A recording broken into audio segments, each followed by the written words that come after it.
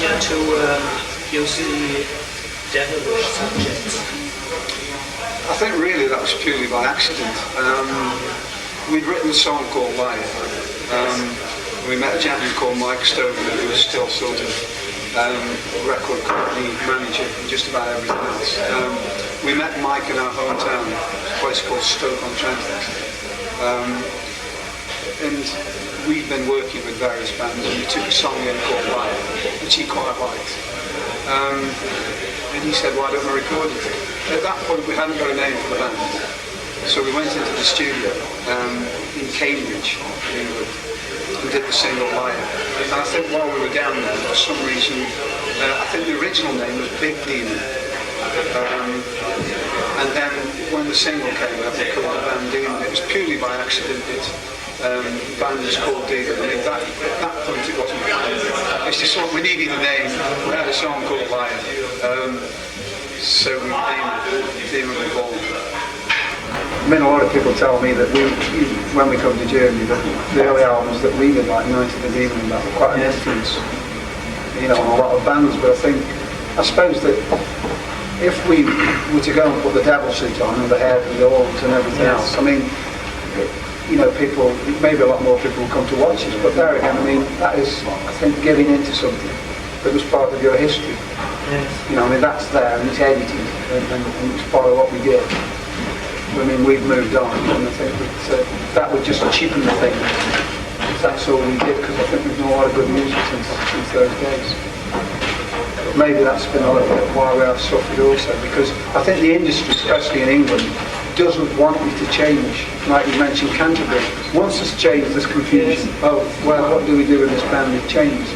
When I took the devil suit off and the Father of Time mask, there wasn't one paper from Koran to Raw, in England, that wanted to photograph or feature the band.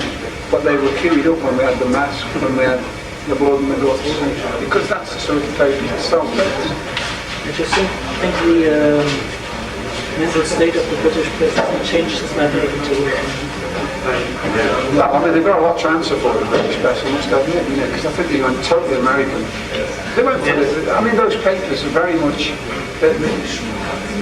It's photographs in those papers, coloured photographs, and if you're not wearing the devil suit, or you're not blonde, or you're not 6'4", handsome, dark hair, and you come from LA, then it doesn't suit that type of paper. So the music, to me, a lot of the music, I think Stevie took a backseat. They didn't concentrate on the British acts. The papers were always going to LA, so the British acts suffered. That's why you've had no new wave of British heavy metal. I've heard an interesting quote from you in that you said the plague then is a step forward to the modern horrors. Yes, oh yes. So what exactly do you understand by this term? Well, really what we thought, that there were so many bands that were actually doing the sort of 15th, 14th, 13th century type of horror, which was a continuation from the early Black Sabbath. And we kind of decided that if there's so many bands touching on that type of thing, why don't we bring it up to date? The devil in modern days, shall we say, and not superstition of the olden days. So we looked around and there were so many things going on, there was so much evil anyway. So we thought, well, why not write about the 1980s, things that were going and maybe different than most of the other bands. That's all we really did. And that's why the Plague was that type of album. I mean, we really didn't move away. We moved away from the devil suit and the sort of stage show. But I think because we felt we had to go down a different avenue, because that's the way we were as writers also. Have you any plans for going to Denmark or Sweden? Because I've been told you are quite popular, for example. Well, over the years we've actually had, I don't think recently, but we've had sort of a couple of albums in the charts there, and I think that Hold On to the Dream that was voted in the sort of writers of magazines poll, and they voted in second to the last Metallica album. I think there's a good following there, and we're highly respected, but it's just one of those things that we never seem to have got there, but hopefully when we do the next tour we can go there. It's like with Japan, we've just done a new deal with Japan. The albums are released now in Japan. They started to release all the albums, like 2 a month, and we did an interview the other week, about a 3-hour interview with Tokyo for all the radio stations. And you see, there's still a lot of interest in Demon because we only released the first 3 Demon albums in Japan, and everything else has been on export. So it's sort of 10, 12 years since the new wave of British heavy metal, so there's a big interest in that again. So this company called Pony Canyon, we did a deal with them, they're releasing all the albums, so that looks quite good. Yes, for example, Praying Man touring there. That's right, yes they do. And, see, it never goes away, this new wave of British heavy metal. No, it's sort of a millstone around your neck, but also it is a good thing because things come out of the blue and say, oh, Demon, yeah. Many people wondered why you were doing Blowout without keyboards. I mean, why didn't you wait, for example, till the new keyboard player joined the band? Well, I mean, what we wanted to do, I mean, it's been, in some ways, which isn't bad, it's been quite controversial that we actually went and did an album like Blowout. The idea of doing it, I mean, had we added keyboards and harmonies and built it up in the same way as other Demon albums, it would have been more or less, well, very similar, to other Demon albums. But we got a little bit frustrated. What you have to understand, when we spend a lot of time on tracks like Remembrance Day, Life on the Wire, I mean, it takes a lot out of you if you don't get big success.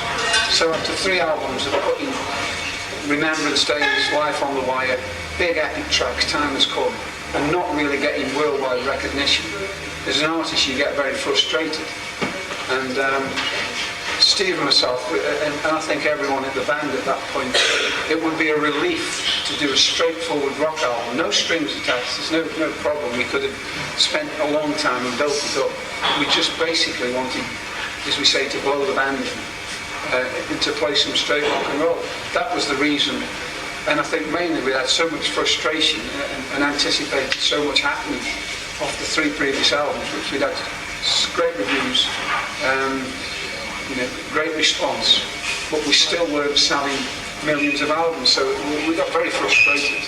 Yes, Steve, this was the first album that you have composed together with Dave instead of Steve was.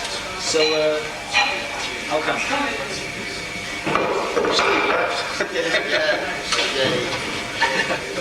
It was just, we were actually working together at the time, not on music, and we just sort of chatted around with a few ideas, and I just bobbed a few ideas down onto a tape to Dave, and we were sat in your car one day, didn't we? Yeah, we just started working. I'm going to melody to this. We started sort of bouncing ideas back off each other, Yeah, we were in a sort of quite a strange period because, Steve left. He's still a good friend of ours, Steve Watts. And I suppose it was another situation where you either make up your mind after 10, 11 years that it's worth going on, or you say that, you put so much effort into these big songs of the past and you say, well, we can't do any more, and we pack in. So I think the decision was made at that point. We were working on some songs that were not complicated.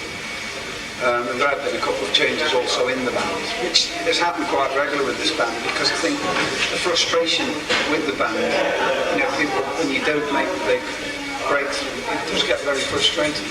That's why people have left. But we decided at that point that maybe in a way like Heart Without a Time, it was a transitional period for the band, but we decided that we should put an album out.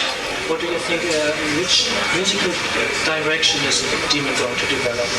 Maybe next year with a new album or something? Do you have any plans? We were talking about doing, was it a 1993 version? Yeah, it's like 10 years since we did the play, and there's been some idea, as we say, tossed around, to do a type of concept, which we have done in the past. Concept album, sort of 10 years on from the play, like a sequel, as it were. Yes, when you were doing concept albums, it was really exceptional at the time, because many bands are doing these things today. Sabotage, for example, with the Streets or the Queensryche version. Yes. But 1983, this was almost unique. Well, yeah, I mean, actually, I don't know if many people know, there is a magazine that started in Seattle. There's a big Seattle sound at the moment. In 1980, just after the plague, it was influenced so much by the plague that they called the magazine The Plague. The actual logo to the Plague album was exactly, and they announced that they had called the magazine The Plague because they were so influenced by that album. And it's quite funny, I suppose, that Queensryche come from Seattle. I don't say that there's any connection, but I mean, you know, it was very much a sort of underground classic place to a lot of people.